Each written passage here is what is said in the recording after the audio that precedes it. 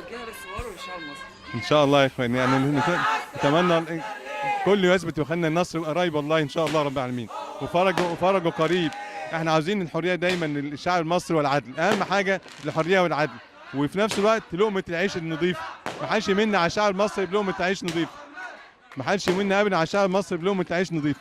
احنا تعرضنا للظلم ده من غير اي تحيات، من غير اي حاجه، قعدنا سنه في السجن من غير اي تحيات، من غير اي، كل شويه تبديل 45 يوم 45 يوم 45 يوم لغايه ما كملنا سنه. الشعب ده لازم يتمتع بحريته ويتمتع بلقمه عيش نظيفه، يتمتع بحكم قانون يعني لكل الناس، كل الناس يبقى عندها يعني قانون عادل للناس كلها. ده يوجهوا الناس، يعني لازم كل الناس تدافع من كده على اجل كده، يعني حريه، يعني الناس كلها تدافع عن الحريه، ما فيش حد فئه معينه هتاخد الحريه والفئه الثانيه لا. العدل للناس كلها، لازم الشعب يدافع عن عدله. اخوانا والله دي قيمه الاسلام اصلا انا عليها كده، ان الله يامر بالعدل والاحسان. العدل لازم كل الناس تاخد عدل، ايا كان اتجاهك وايا كان صفتك وايا كان دينك، لازم الناس كلها تاخد عدل، لازم الناس كلها تدافع عشان العدل.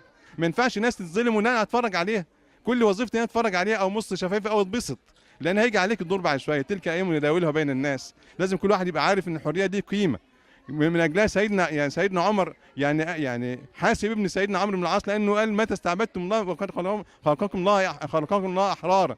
الحريه دي يا اخوانا قيمه، يجب ان احنا ندافع عنها. الحريه لكل الناس ايا كان دينك وايا كان صفتك وايا كان اتجاهك، اسلامي لك حريه وقانون، علماني لك الحق في الحريه والقانون، يعني مسيحي او نصراني لك الحريه في القانون، حتى يهودي، اي حد قيمه لازم الناس كلها تدافع عنها. ما حدش تقدم في اي عالم غير بالحريه والقانون العادل للناس كلها. نمرة 3 لقمة العيش نضيفها للناس كلها، ما حدش يمن على حد بلقمة عيش. احنا وطننا مليان خير، ليه ما نفرش لقمة العيش نضيفة؟ ليه نمن عليه؟ ليه ما بقاش كل واحد؟ سيدنا عمر بيقول من عمل عندنا، يعني اي واحد في الشعب المصري، اي واحد في تحت حكم اسلامي، لابد يتوفر ليه خادم، يتوفر ليه عربيه، يتوفر ليه سكن، يتوفر ليه زوج. 4 شروط لاي حد يشتغل في دوله اسلاميه، اي حد يشتغل في اي دوله فيها عدل يتوفر فيها ال4 حاجات دول. خادم يعني حد يعني يساعدك في وظيفتك، يعني الدابه يعني وسيله مواصلات نظيفه، سكن، زوجه. ما حدش يمن عليه، قدم 4 حاجات لكل حد، ويجب ان كل حد يحاول يوفرها. لكن ما يمن على الشعب المصري او عايشه في عيشه ضنك. يا اخوانا عيشه الضنك اللي متعرض لها ديت نتيجه ان احنا وافقنا ان الناس تموت في الشوارع، وافقنا ان الناس تتقتل في الشوارع، وافقنا الناس تتسجن 20,000 يتسجنوا من غير اي قانون. لما وافقنا على كده ربنا حولنا عيشه ضنك.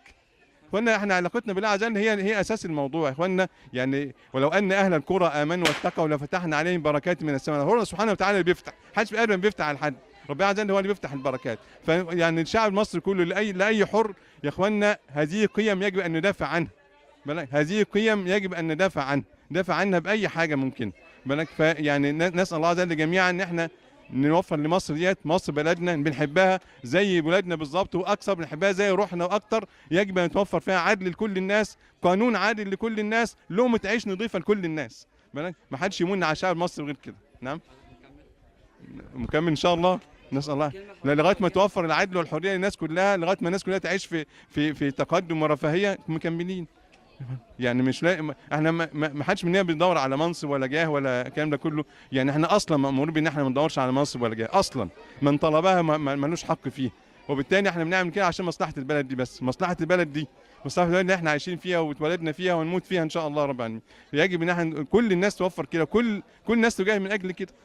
كلمه حضرتك توجهها لشعب فلسطين، شعب غزه. والله يا اخي انتوا احرجتونا، يعني واحد لما بيبص لكم بيحس بالحرج، بيحس يعني ان هو والله ان هو مش حاجه ابدا.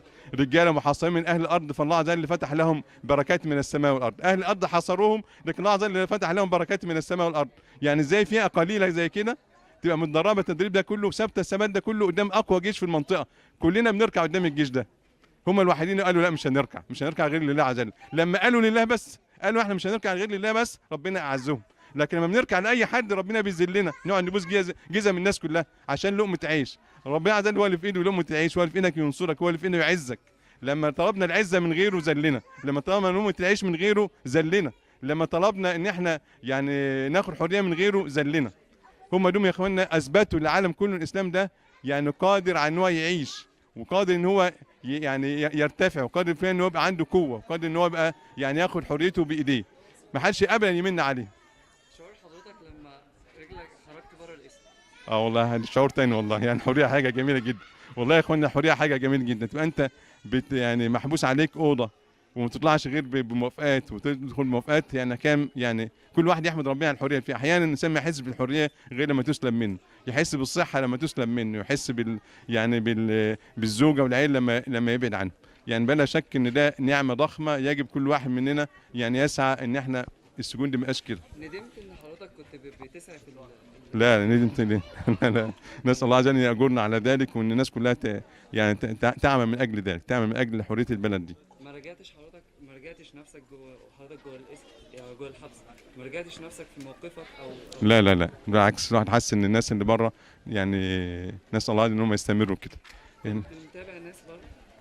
يعني حسب الزيارات، حد بيجيب لنا زياره بنعرف ان اخبار، ما حدش بيجيب لنا زياره خلاص ما نعرفش اخبار. المعامله جوه السجن كانت بتختلف او كان بيشدوا على حضرتك او كانت هو طبعا ما فيش معامله ثابته، يعني احيانا تبقى معامله كويسه امور ماشيه، واحيانا تبقى في شد وقفل، ما حدش يخرج، ما حدش بتعمل في زيارات تتمنع، حاجه كده كلها حاجات موجوده. والناس اللي جوه يعني بفضل الله تعالى روحهم معنويه مرتفعه جدا، ناس ثابته جدا، الموضوع بالنسبه لهم مش فارق، لكن فارق لهم البلد دي. يعني هم كلهم عندهم استعداد البلد دي تبقى يعني فيها حريه وعدل ولهم تعيش نظيفه، والموضوع بالنسبه لهم في السجون مش فارق بالنسبه لهم. كل الناس في السجون كده. نسال الله عز وجل، جزاكم الله خير. حضرتك توجهها لاولادك وزوجتك؟ والله وحشتوني وحشتوني، ويجزيكم الله عني خير يعني، نسال الله ان يجزيهم عني كلهم خير يعني.